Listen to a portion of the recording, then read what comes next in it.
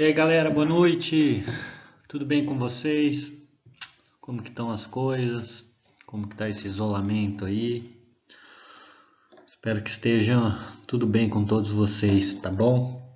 Comigo tá tudo certinho também, tá? Galera, vamos falar do que interessa, né? Aula, tá? Aula. Eu queria falar para vocês, eu estou segurando um pouco a aula 9 e a aula 10. A aula 9 é inseminação artificial e a aula 10 é transferência de embrião. Por quê? Porque eu tô querendo dar essa aula presencial para vocês, viu, gente? Então eu estou segurando o máximo para tentar ver se vai voltar às aulas, o que vai acontecer, para eu tentando dar essa aula presencial para vocês, porque assim, eu até brinco, é a aula que dá dinheiro, né? É a aula que é a chave do negócio. Então, eu tô querendo essa aula não, eu tenho que dar presencial, tá? Vamos ver como que vai ser. Mesmo que não sei se as aulas vão voltar ou não, mas se não voltar, eu dou essa aula, as duas aulas pela internet aqui, pelo computador. E eu tento a gente organizar futuramente uma outra visita técnica aqui em casa para poder passar direitinho para vocês, tá bom? Bem, galera, vamos então falar um pouquinho de endometrite, tá? Uma das maiores causas de perda embrionária, uma das maiores causas de infecção nos animais, uma das maiores causas de perda econômica para o proprietário, né? Muitas vezes está no meio da estação de monta e a gente ainda está tentando tirar embrião dessa égua, emprenhar essa égua não dá embrião, não emprenha, por quê? Porque ela tem uma endometrite. Tá? Tem que tomar muito cuidado com isso, porque tem que ser um diagnóstico rápido e começar o tratamento o mais rápido possível, porque aí uma antibiótico terapia aí que você, um protocolo de antibiótico terapia que você faz no animal aí vai dias, né? Vai dias, né? No mínimo de 7 a 10 dias de antibiótico aí. Mas para ter o diagnóstico, você fazer a cultura, você fazer o antibiograma, né? Então, assim, tomem muito cuidado. Por isso que eu sempre falo, se possível, sempre tenta fazer um preventivo antes da estação de monta, identificar aquelas éguas, aqueles animais que são susceptíveis a ter uma endometrite, seja endometrite aguda, crônica, ou dependendo do agente, o agente da doença, bactéria, fungo, enfim, tentar fazer um preventivo o mais rápido possível, tá bom? Então vamos lá, vamos falar um pouquinho de endometrite. Endometrite, né, galera? Olha lá, o que que acontece? O que que é endometrite? Nada mais é do que um processo o quê? Inflamatório e infeccioso do que? Do endométrio, né? Pode levar ao quê? Até atingir o quê? Camadas mais profundas, levando ao quê? Uma perimetrite, uma peritonite, uma septicemia e uma laminite. Lembra naquela primeira aula que eu comentei com vocês de um caso clínico que tinha uma égua que, se eu não me engano, chamava Paloma, que ela teve uma retenção de placenta. E o que que se deve se fazer? Porque tem que tomar cuidado com o que? Vocês lembram? Pode ter o que? Uma endometrite, né, por causa da retenção de placenta, e também o que? Secundário a isso tudo pode ter o que? Uma laminite, tá? Cuidado, é emergência, principalmente nos casos de retenção de placenta, lembra? Uma placenta retida, dependendo das horas, do tempo lá, acaba se tornando uma emergência. Cuidado. A endometrite, então, é um comprometimento do trato genital. E quais as causas infecciosas dessa endometrite? O que que pode ser? O que que vocês imaginam? Bactérias e fungo. Bactérias e fungo. A predisposição à endometrite, o que que pode ser? Conformação vulvar, né? Olha lá, uma pneumovagina, aqueles animais idosos, né? Ou aqueles animais que têm a conformação vulvar bem problemáticas, né? Distocias, traumas, retenções de placenta e o que também? Atraso na evolução uterina. Vamos colocar aí também, junto aí, colocar um parênteses aí na conformação vulvar, o que é animais idosos. Né? Os animais idosos, a conformação vulvar já modifica durante os anos, né?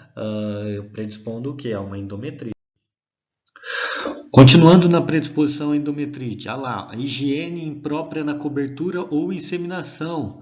Eu colocaria aí até um outro parênteses aí, ó, na hora da coleta de embrião. Eu brinco muito com os estagiários que nós, veterinários, somos uma das maiores causas de contaminação do animal. Lembra na aula prática que eu falei? A limpeza é a chave do negócio para você ter o quê? Sucesso numa boa coleta de embrião ou numa efetivação de um embrião.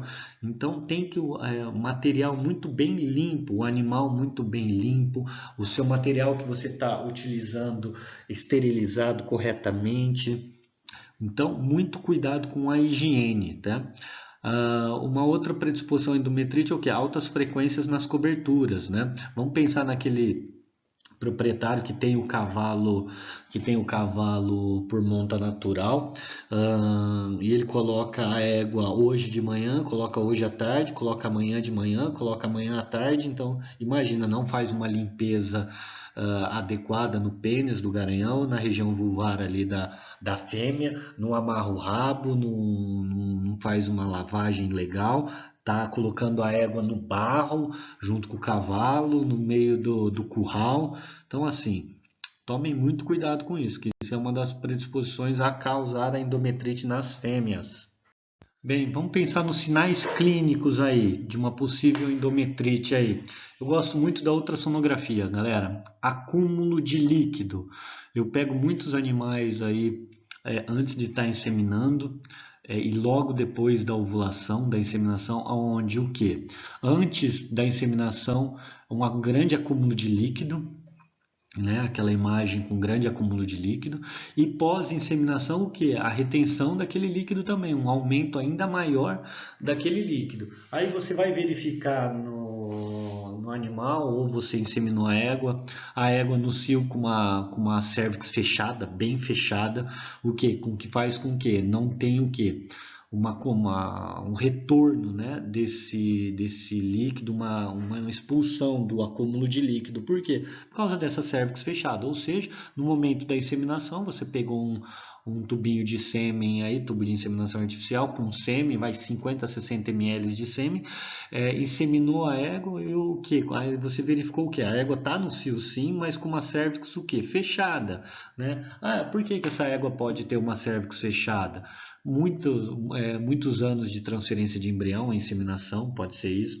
É uma fêmea que pode ter, né, fibrosado o canal da cervix ali, uma égua velha, né? Enfim, essa é uma das causas que eu até falo, cervix fechada, né? Outra causa de acúmulo de líquido que pode predispor à endometrite, né? Uma égua velha que não tem o quê?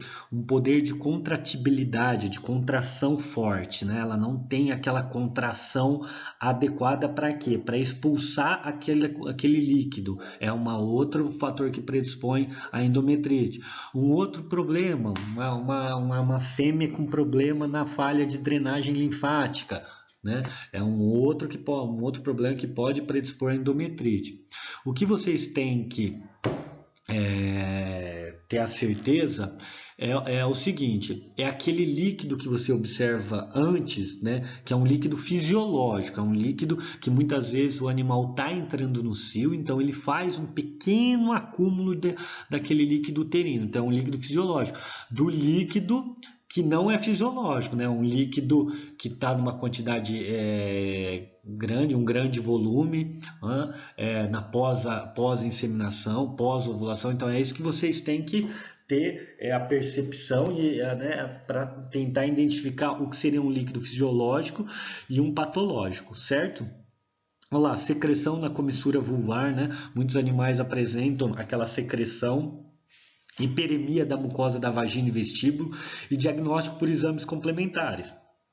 E aí, quais exames complementares vocês imaginam? Uma biópsia, uma histologia, uma citologia, concordam? Com isso a gente pode chegar a um diagnóstico. Muitas vezes o que acontece? A gente acaba identificando que uma égua teve uma infecção no dia da coleta. Ou seja, lá no dia D8 ou D7 você vai coletar a fêmea do embrião, a hora que você faz o lavado uterino dela vem aquele pus, Pus.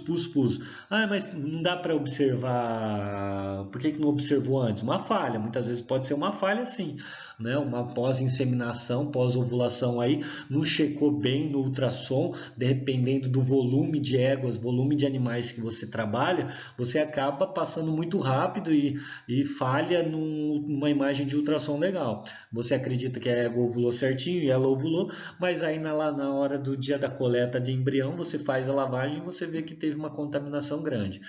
O que que acontece quando observa isso? Eu já gosto de entrar com tratamento, tá? Vamos falar diante dos possíveis tratamentos.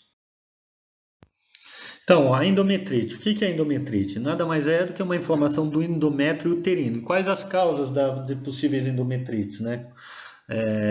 Infecciosa e uma não infecciosa. Ela pode ser essa endometrite crônica ou aguda, né? Dá um exemplo de uma endometrite aguda aí, ó. Uma endometrite aguda, logo depois da inseminação. Uma resposta inflamatória muito forte. Ou seja, vamos pensar aí, ó, no último parágrafo, incompetência uterina no mecanismo de defesa imunológico, contato com o sêmen. O sêmen é um material estranho, é um corpo estranho, concorda? Então você inseminou essa égua logo vai ativar o que? O sistema imunológico de defesa dessa fêmea. Né? Para quê? Meu cachorro, galera. Para quê? Pro sistema reconhece aquilo lá como o quê? Como um corpo estranho, você vai defender o seu corpo contra aquele material estranho. Então, depois de algumas horas, as células sanguíneas, as células de defesa, principalmente neutrófilos, estão ali como soldados combatendo o mal ali. E muitas vezes esses soldados são incompetentes para aquela tarefa, concorda? E o que, que pode predispor? A infecção, né? A infecção ganha da defesa e acaba não ocorrendo essa limpeza uterina legal. Como falei nos slides anteriores, não só um sistema imunológico deficiente predispõe a endometrite, né? É um conjunto, pode ser também o quê? Uma falta na contratibilidade, uma falta na drenagem linfática. Então vocês precisam se atentar muito bem a isso, tá? Vamos pensar na endometrite infecciosa, maior causa de infertilidade nas éguas. Galera, muito cuidado, tá?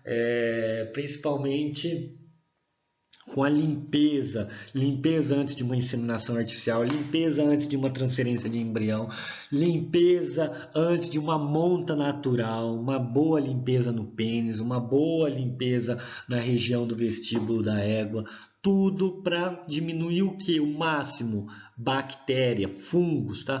Porque vocês acreditem no que o professor de vocês aqui está falando. As perdas econômicas aí, ó, igual está no segundo parágrafo aí, são tamanhas, são enormes, né? Eu vou dar um exemplo para vocês, ó.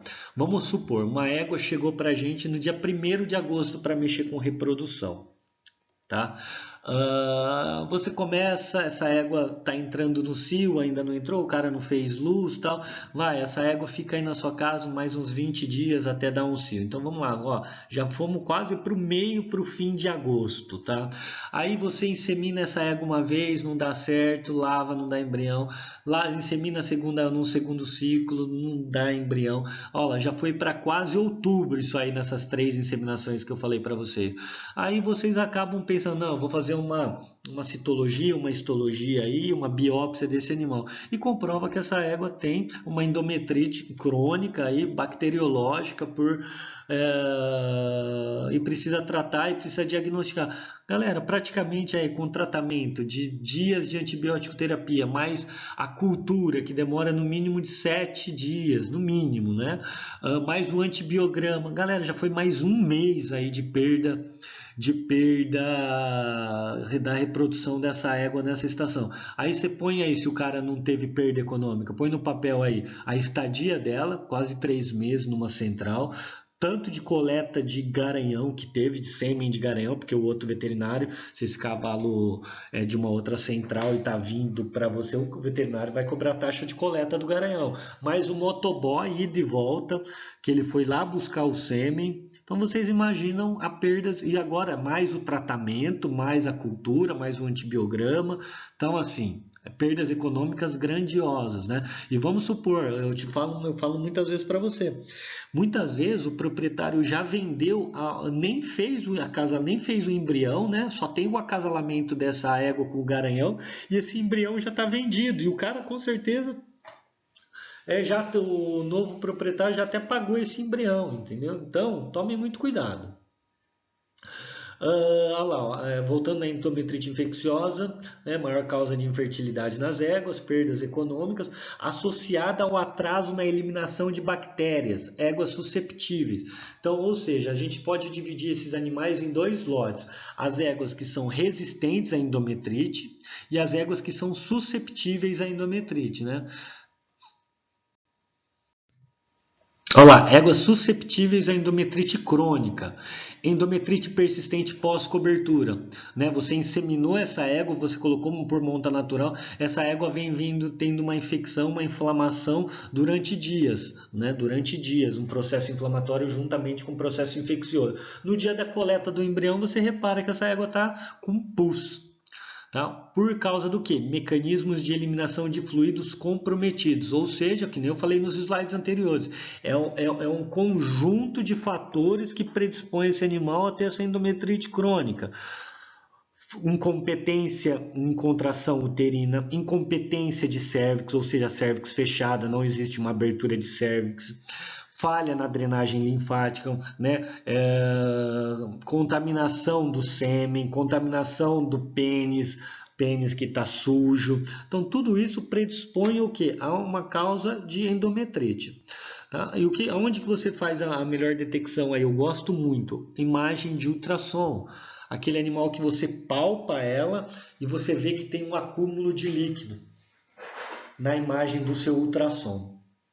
Ai, professor, mas tinha um pouquinho de líquido só e o outro veterinário fez ocitocina, já tinha limpado.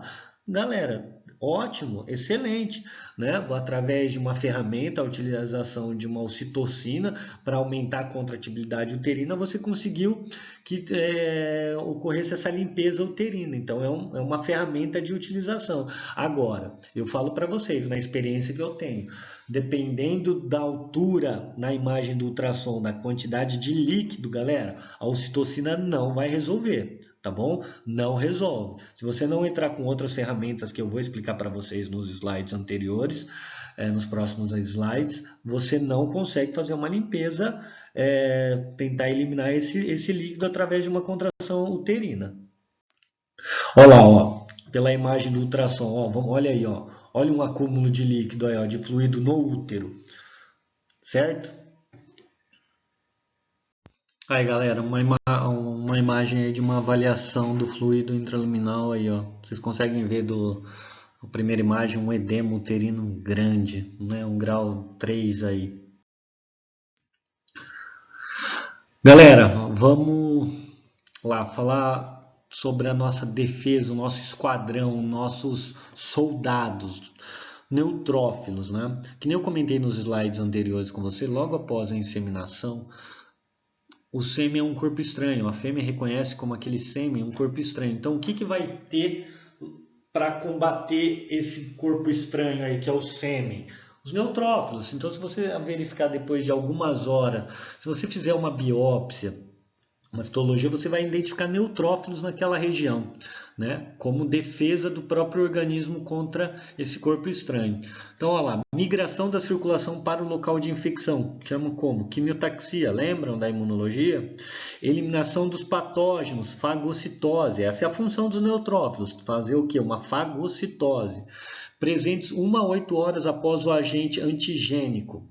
Então, se você verificar, logo após a inseminação, entre 1 a 8 horas, aquele local ali está povoado de células de defesa. Galera, vamos pensar o que faz para que as células de defesa vão agir até o local do possível comprometimento, da possível injúria ali. Lembrem da imunologia, é basicamente a mesma coisa aqui. Então, essa indução de quimiotaxia é devido ao quê? As soluções estranhas ao ambiente natural do útero. Sêmen é um exemplo, estou dando um exemplo. Sêmen, tá? Contaminação, fezes, urina, enfim. O grau de resposta inflamatória, né? O grau de resposta do agente infeccioso também induz a um movimento de quimiotaxia. Depende do que? Do agente infeccioso, do agente antigênico, né? O fungo, tipo de bactéria. Vamos dar um exemplo aí, ó. Se a gente colocasse, fizesse o quê? Uma solução fisiológica versus uma bactéria ou uma endotoxina. O que vocês acham que teria um maior grau de indução de quimiotaxia aí? Pensem para um dia me falarem. O que vocês acham?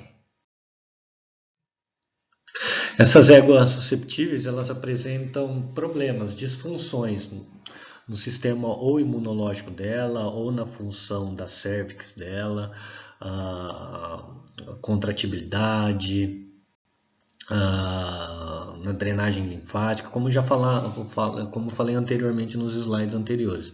Então vamos pensar nesse processo anormal de quimiotaxia, nessa disfunção das opsoninas, né, que é no sistema de complemento e de imunoglobulinas, nesses neutrófilos que estão presentes nesse processo inflamatório infeccioso, que você vai identificar a presença de neutrófilos ali naquela região, porém eles não são eficientes. Partindo agora para o lado dos animais que têm a infecção crônica, o que nós observamos, principalmente na imagem do ultrassom? O maior acúmulo de líquido. Galera, pensando agora na drenagem linfática, o que precisamos ter em mente? Que a função é o que? A remoção de excesso de fluido, de proteínas, de substâncias estranhas. E esse mecanismo de drenagem é dependente do quê? De ter um tônus uterino com o quê? Com uma contração uterina. Quais são os sinais sugestivos desse comprometimento na drenagem linfática? Um tônus uterino pobre e uma baixa o quê? Contração. Olha lá, ó, nessa pequena imagem aí, ó, essa imagem. Olha a lacuna de líquido uterino aí, ó, na imagem.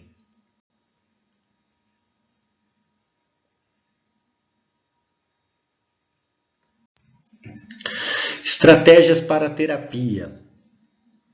O que vocês precisam fazer um protocolo? Vocês precisam ter em mente o que? Protocolos. E começar o que? Antibiograma, tá? Fazer uma cultura para tentar identificar qual esse processo infeccioso, a causa é o que? É fungo, é bactéria? Porque os protocolos de tratamento são totalmente diferentes, né? Às vezes você está tratando para bactéria e é um fungo que está ali. Às vezes está tratando para fungo e é bactéria. Enfim, você precisa isolar esse agente patogênico e identificar qual é o tipo de agente. Tá?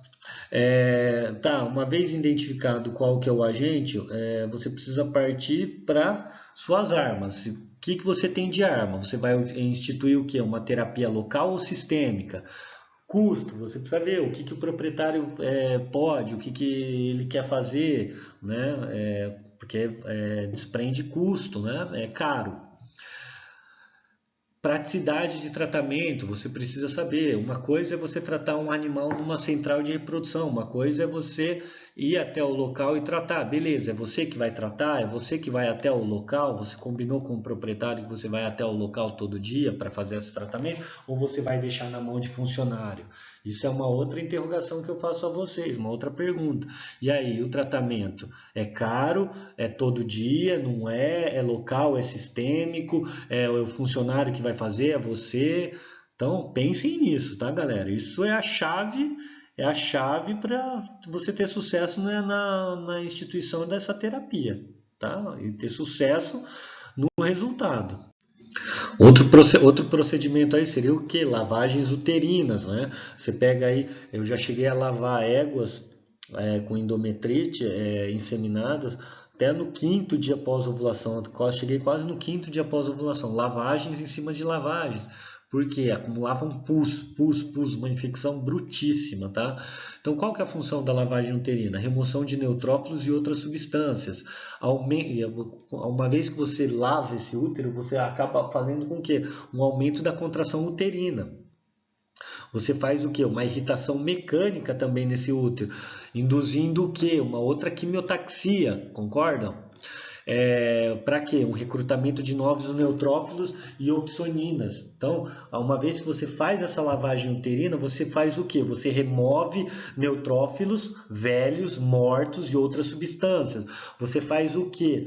Uma nova irritação mecânica naquele útero, para o que? Aumentar uma nova quimiotaxia, um novo migração de neutrófilos naquela região, né? Você automaticamente estimula o que? Uma nova contração uterina. Na aula prática eu mostrei para vocês, né? Lembram da sonda, né? Do catéter, o balão de ar para fechar o canal, obstruir o canal da cervix. Você injeta 1 litro de soro lá, faz o manuseio com a mão no reto, recupera aquele 1 litro de líquido injetado lá, remove, né? Muitas vezes vai vir, numa égua com endometrite, vai vir aquele primeiro lavado sujo. Você, depois que você recupera todo aquele 1 litro que você colocou, você coloca mais 1 litro, recupera novamente esse litro. Ou seja, eu gosto de fazer essa lavagem até o quê? O último lavado vir o soro que você está colocando lá, ele retornar o mais limpo possível. Outra ferramenta de terapia que eu gosto muito de utilizar é a ocitocina, certo? Pós-ovulação, né? Muitas horas antes da inseminação, aquele líquido que tá te atrapalhando ali, certo? Tomem cuidado na utilização da ocitocina, vocês não vão utilizar a ocitocina logo depois que inseminou, nem imediato, nem um pouco antes da inseminação. Então tomem cuidado nos protocolos de utilização de ocitocina, tá? Lembrem que a função da ocitocina é contração uterina. E lembrando, né, que as éguas susceptíveis, o que ela tem? Ela tem uma menor competência na remoção do fluido intrauterino e menor capacidade quanto à drenagem linfática. De 4 a 8 horas pós-cobertura eu acabo utilizando a inseminação artificial, porque a maioria dos espermatozoides já estão no oviduto, né? Então, assim, cuidado na utilização antes e depois da ocitocina para não acabar não estragando todo o seu protocolo de inseminação artificial aí. Galera, qualquer dúvida que vocês tiverem, pode entrar em contato comigo, pode mandar mensagem no WhatsApp, tá? Espero que vocês tenham gostado e bons estudos aí, tá bom? Um abraço.